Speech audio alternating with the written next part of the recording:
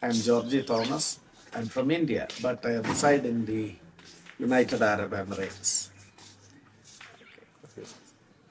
Yeah, my name is Joseph Matthew. I'm based in India, but I frequently travel to Kenya. This is my second visit to Rwanda. I've been in touch with the African continent the last 9 years. Okay. What was the most memorable moment or experience you had during the 1 week training program? For me, when you train somebody, you desire that it reflects in their lives. So, when some of them were personally getting convinced that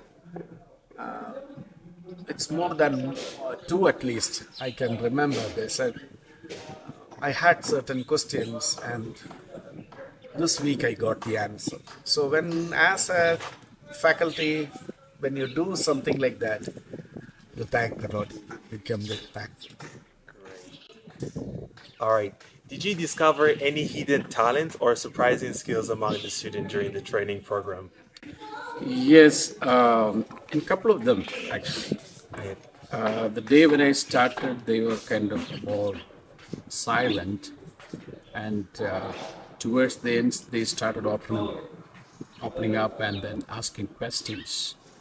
So I saw the talent in number one, sort of an inquisitiveness, like they want to know kind of more, they want to learn more, and they want to clarify their question. And also, they were the kind of the standard of questions they asked proved to me that they have come to the same wavelength of thinking in terms with the teaching conduct. Okay, so that was something really I discovered in the students. Yeah. Were there any unique or creative teaching methods or activity that you incorporated into your sessions? I myself is a student, so my whole life I've been first training myself. It's not that you have got a lot of content, but what needs for the audience in particular sense of their dilemma in life, crisis. It could be like, some of them are like uncertain because looking at most of their age, that was the time when I can relate to my young days. It's not that easy because the whole of your classmates in the schools onwards are in the world. They are all having secular age, but this one is different. So I started to rebuild from that aspect of personally to my life, and then was affirming onto some of them which were slightly skeptical. I also had to share because sometimes you affirm a person with your own personal life's experience. So that has been one of the things which I can really cherish.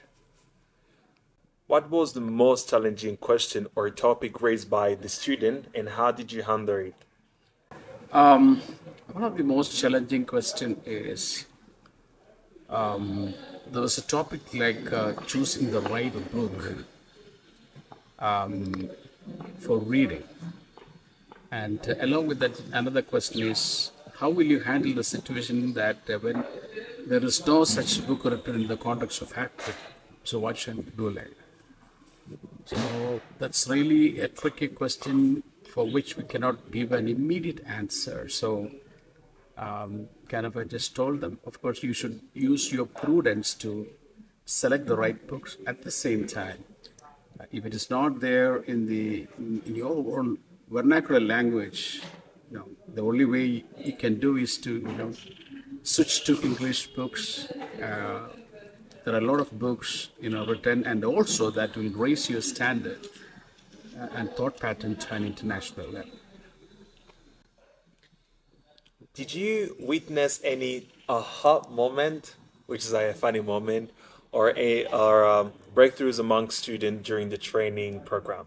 So kind of combo of they're getting happy about what's going on, but also they're experiencing the breakthroughs. Yeah, definitely a few where it was not on one occasion, many of them. I could see from the reaction of their eyeballs. Like, it was like, oh, eureka moment. Like, oh, two instances I saw even somebody opening the mouth. I can recollect a funny moment. One day we were talking about the cross, okay? And suddenly the topic came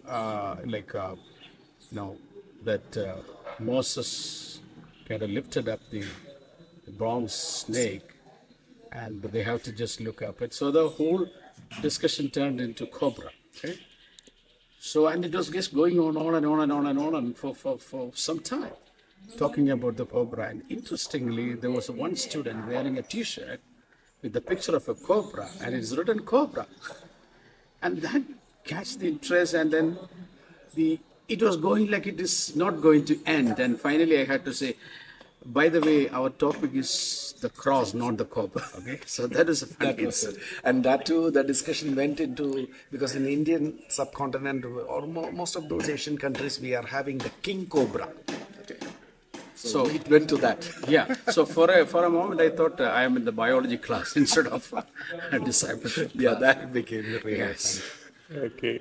Were there any unexpected outcomes or results from your teaching that pleasantly surprised you? For me, there weren't much, because I've, for the past many years in my church and other churches, God gave me the opportunity to be with African brothers. So I know their pattern, these sort of things, and I didn't find anything surprising. But Yes, something I found surprising is, it's a pleasant surprise though.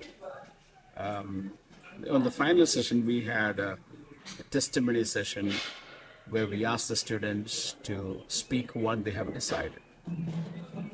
Then one of the students who were very quiet in the class, I have seen them coming up with very solid, concrete, clear decisions in their life. That really surprised me, though they were quite silent in the class, how much they have really imbibed the content of the class. So you cannot judge a book by its cover, So that really surprised me. Did you receive any creative or thoughtful feedback from the student that made an impact on your teaching approach? yeah, one thing made me think about is I need to get more into sharing African proverbs or stories more, because I come from Asia. So I felt that I need to unlearn a bit of my Asian and get into Africa. If God willing, that has to be a prospect here in this part of the world. Great. How do you plan to stay connected with the student and continue supporting their growth beyond the 1 week training program? Yeah, definitely. The topic itself is cost of discipleship. So it is not a 1 week or a 1 month or a 1 session, because in my personal life itself, God gave me mentors, which throughout my life has made me more and more mature, and even into keeping the things which are needed. Because many things might be good, but sometimes the good becomes the enemy of the best. So what is needed for them now and in further days, they may definitely have to think and get back to their mentors, whoever they are. Okay, in such a time I was taught like this. How can that connect to my life now? It may not happen now, few years down the line. So definitely they will raise such an incident, and then they probably will get back to their mentors always. Yeah. Yeah, for me, actually, I'm so happy to be part of their life, because discipleship is a journey. It's not just a one-time learning. It's a continuous learning. It's a lifelong learning.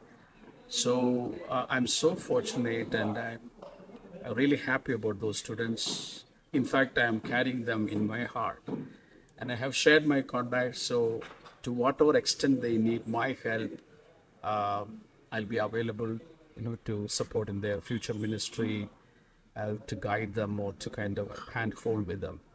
And most of the people have taken my contact, and also, God willing, I love to be back in Rwanda next February. I heard today that their graduation is going to be on the 16th. So if God wills, I also will be there to witness when they graduate. So very much I count it as a privilege to be part of them. Already I have promised them that I'll visit their places. What is Cameroon and maybe Tanzania and also Uganda. And I'm still waiting for more invitations. Thank you. Thank you so much. Yes. It was nice to share the thoughts, valid questions, appreciate. Amazing. Yes.